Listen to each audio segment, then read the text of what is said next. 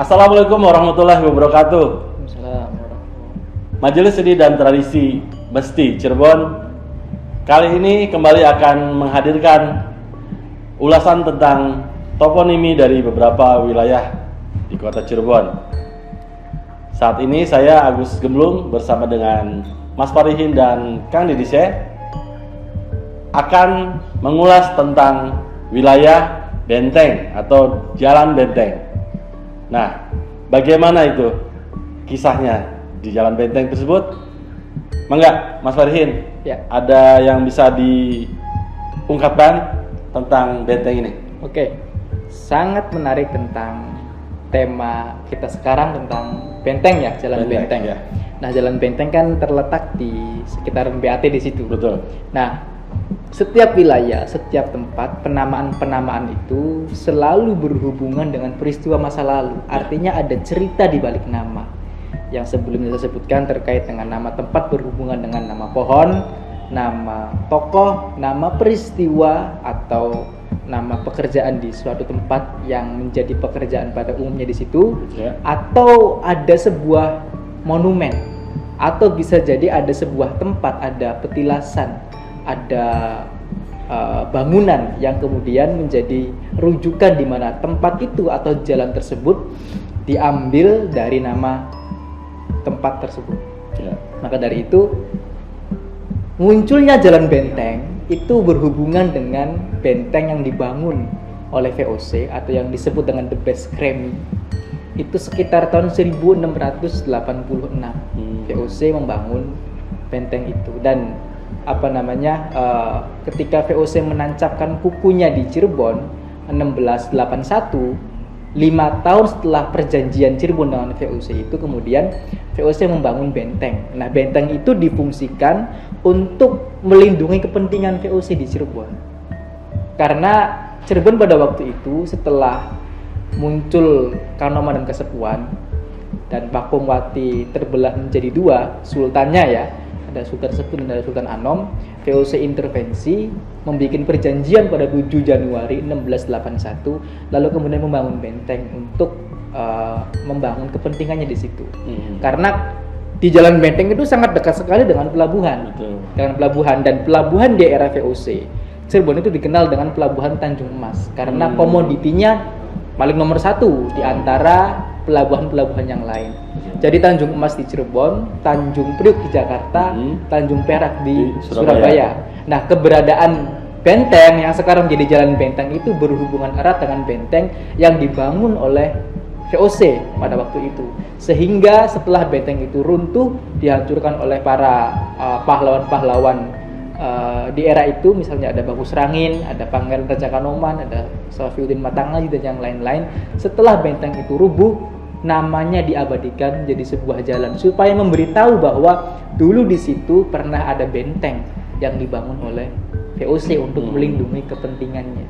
Oke, Kang Didise, untuk benteng ini sendiri nih, kira-kira itu kalau menurut sejarah itu terbentang dari mana ke mana sih benteng itu, dan seperti apa gitu misalkan wujud dan bentuknya? Baik. Tentunya benteng yang dibangun oleh VOC tadi tidak serta-merta ya, artinya baru sama sekali, tapi merupakan keberlanjutan dari benteng sebelumnya yang dibangun oleh Pangeran Cakra di era pergeseran dari Pakuwuan ke Nagara Caruban Nagari. Sejak kapan? Yaitu sejak beliau mendapat warisan dari Ki Ageng Surawijaya Sakti, karena beliau mestinya melanjutkan pemerintahan itu di Singapura. Nah, di era beliau itulah dibangunnya Baluarti, benteng luar atau Kuta Jawi. Kuta tuh benteng ya, ada Kuta Jawi, ada Kuta Dalam, ada Kuta Raja. Jadi ada 3 kuta, yang kalau Kuta Raja sama sekali yang luar tidak bisa masuk. Itu ada di Keraton Kanoman. Baik. Nah, dalam perkembangannya setelah VOC tadi perjanjian 1681 kemudian mengambil alih posisi pelabuhan yang sebelumnya itu adalah include pelabuhan itu dengan keraton. Makanya kenapa nanti ada jalan Pasoketan itu. Pasoketan itu tempat pengiriman barang yang setelah membayar cukai baru ditandai dengan suket atau rumput, baru masuk ke pelabuhan. Nah, penguasaan pelabuhan oleh VOC itulah kemudian tadi untuk mempertahankan, untuk menjaga pelabuhan dari gangguan, maka dibangunlah benteng. Seperti itu. Mas Farihin nih. Nah, sewaktu dibangunnya benteng itu, bagaimana suasana di keraton sendiri waktu itu dengan adanya VOC yang membangun benteng? Iya. Ini bagaimana sih suasananya? Di keraton sendiri mulai ditanamkan budaya-budaya yang tidak baik dan tidak sehat, karena sejak diberlakukannya perjanjian 7 Januari 1681 itu Cirebon menjadi daerah jajahannya VOC. Dan kemudian mulai dibudayakan budaya-budaya opium, karena opium itu merupakan salah satu komoditi dari VOC sendiri. Mungkin kalau opium itu kayak semacam ganja begitu. Gitu. Jadi itu kan budaya yang tidak sehat sebenarnya, baik secara jasmani maupun secara syariah gitu, secara Islam gitu kan. Nah, artinya situasi yang berkembang di keraton pada waktu itu mulai muncul benih-benih perpecahan, dan divide et impera sudah ditanamkan sejak saat itu. Makanya kemudian muncul fenomen kesepuan adalah awal mula atau titik nol di mana Cirebon itu carut marut. Nah, sehingga VOC ketika membangun benteng itu dengan seenaknya saja begitu. Padahal sudah ada benteng duluan sebelum kolonial itu membangun. Kalau dalam beberapa catatan data sekitar 2,5 meter lah benteng yang awal dibangun oleh Pangeran Cakra, diperluas oleh Sunan Gunung Jati. Dan pelabuhan itu merupakan pelabuhan yang memang dibangun dermaga supaya akses orang-orang yang bertemu dengan raja itu semakin gampang. Begitu. Nah, keberadaan benteng itu merupakan bagian dari bentuk penjajahan VOC kepada kerajaan Cirebon waktu itu, Kaunama dan Kasepuhan, untuk melancarkan penjajahannya. Sehingga penguasaan pelabuhan menjadi sangat strategis waktu itu. Karena pelabuhan kan menjadi urat nadi perekonomian kerajaan Cirebon atau Kaunama dan Kasepuhan pada waktu itu. Sehingga ketika benteng itu dibangun dan pelabuhan dikuasai, dengan serta-merta VOC bisa mengambil alih aktivitas ekonomi kerajaan Cirebon, dan ini menjadi satu awal yang sangat mengenaskan bagi Cirebon pada waktu itu.